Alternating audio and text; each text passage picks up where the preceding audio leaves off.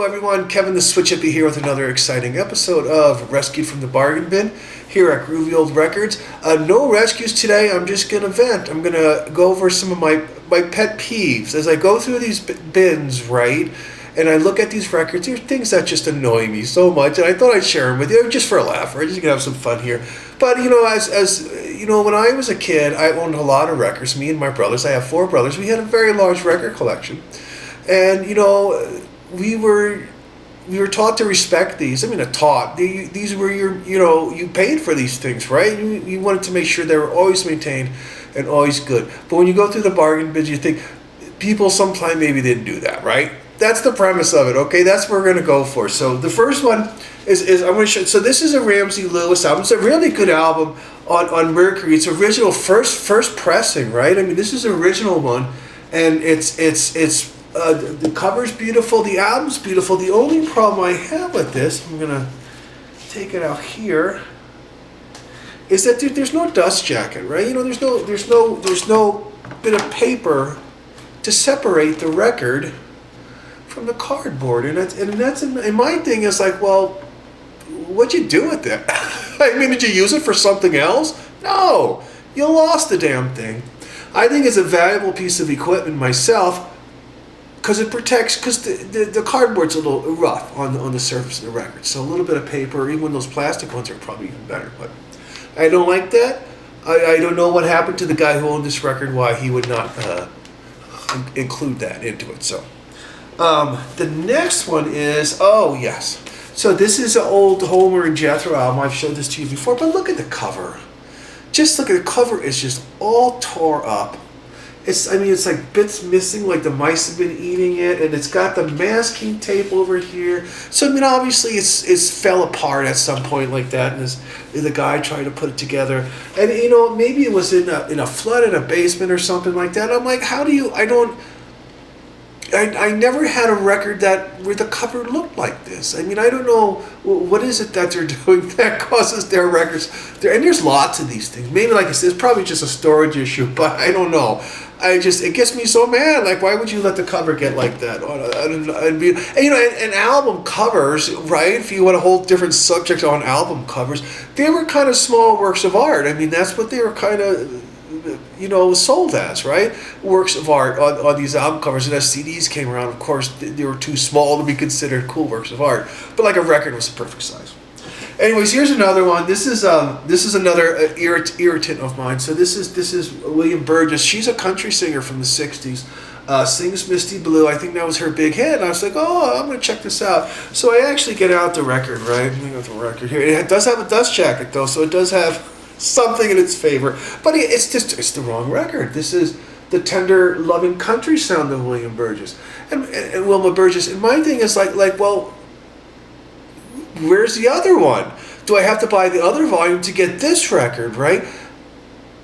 Why would you mix that up? You don't know where your records are? It was unfathomable to me ever in my life that I would not know exactly, that I would ever make a mistake like that, where I put the wrong record in the wrong sleeve. I would never do that. And it's annoying. So I always check. So I think in this case, I just saw Wilma Burgess, and I didn't check good enough. Oh my gosh, this one, and this is so irritating. And I know this is the Smothers Brothers, right? The Purple Onion. And I had this on CD. It's a funny record, right? It does have a dust jacket. But the problem is this, and I'm going to see if I can even, is here, I don't even got to do that.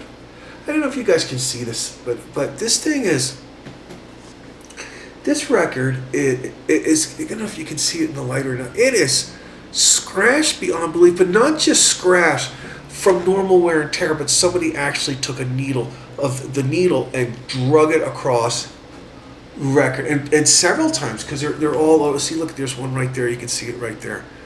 Somebody abused this record, and it's a shame. It's an absolute shame why you would pay, back in this is what, 1950 whatever, or 60 whatever, you would pay $4 or $5 for a record and abuse it like that. It's a shame.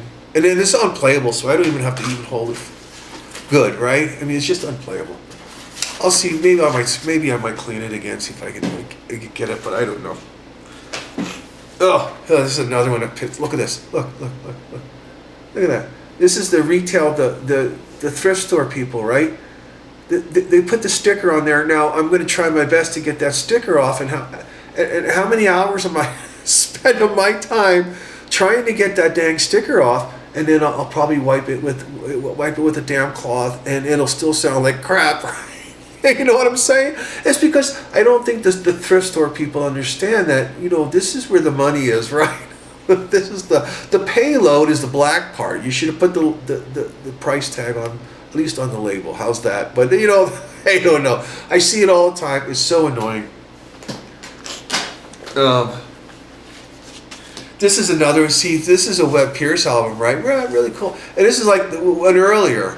This is Webb Pierce, but if you actually open it, it's actually the Ventures, right? The Ventures. The surf band. It's a really good record. It's really scratched though, so it's not. It doesn't sound great. But I put it on every once in a while. So it's playable. But anyways, it's just so annoying that it's. I'm glad I got the Ventures record, but I really paid for Webb Pierce. So I'm sure neither the Ventures or Webb Pierce are too pissed off about that. But so this one is. Oh my gosh, I see this all the time. See it all the time, and it's this. It's the record with no cover, right? But there's a dust jacket. Usually they have a dust jacket. And sometimes I see them without the dust jacket, right? But this is. I mean, this was 50 cents in the thrift store. 50 cents. This is the Who Live at Leeds. This is a 1979 repress, right, of their 1970 album, right? And I think, if I'm not mistaken, I put Magic Bus in my videos. But anyways, it's what happened to the cover? What did you do with the cover? I mean, is it pinned to your dorm room wall or something like that, or what'd you do with it? Why would you ever separate a record from its cover, unless you're going to display it? Don't know. More importantly, why would you try to sell this without the cover? I wouldn't. Nope. Throw it in the garbage. Yeah, this one's scratchy anyways, but we'll have to throw that in the garbage here. Oops. This one. This is a mild annoyance. This is well, this is a Jethro Tull album, and it's a nice record. I like this record, but it's a Columbia House record, right? You see the Columbia House records, and you're like. I mean, I'm not an audiophile or stereo snob or anything like that, but I just think they don't sound as good as. This is originally on Reprise. I had the British Reprise one, right? Was it on I had the first edition Reprise. It was brilliant, and I listened to this one. I'm like, something's missing. Something's missing. So this is, and you can tell because this is actually on Chrysalis Records, right?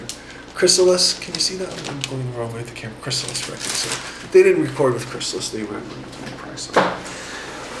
Here's another great one. Like here. I see this all the time. Oh, here. Sorry, I see this all the time. Front cover.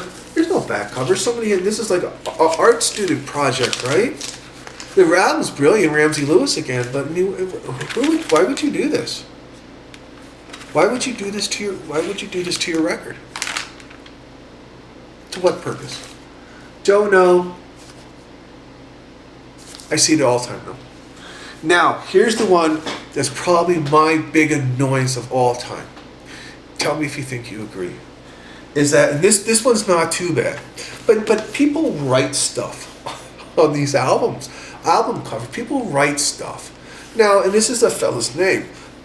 Now, I have 4 brothers. There were 5 of us in the 70s, teenagers, buying records, and I don't ever recall ever having a need to write my name on any records to determine whose is who. It's horrible. Why would you write your name on this record?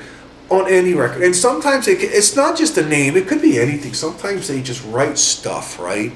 For no reason. Or sometimes, like, I've got old Cliff Richard albums where the lady circled her favorite songs or whatever, kind of crap like that. No reason. Like I said, the cover is kind of part of the reason you buy the record. It's part of the art behind the album, right? Is the cover, and to destroy it by writing something on it. And I've never done that in my life, and I would never ever feel a need to do that. Never write on an album cover. Anyways, There you go. Those are my bitches. Rich people's problems, right? So let me know. Hey, we'll talk to you guys later. I got some more videos. Sorry, losing my throat here. I got some more videos downloading right now. So we'll talk to you guys later. Bye.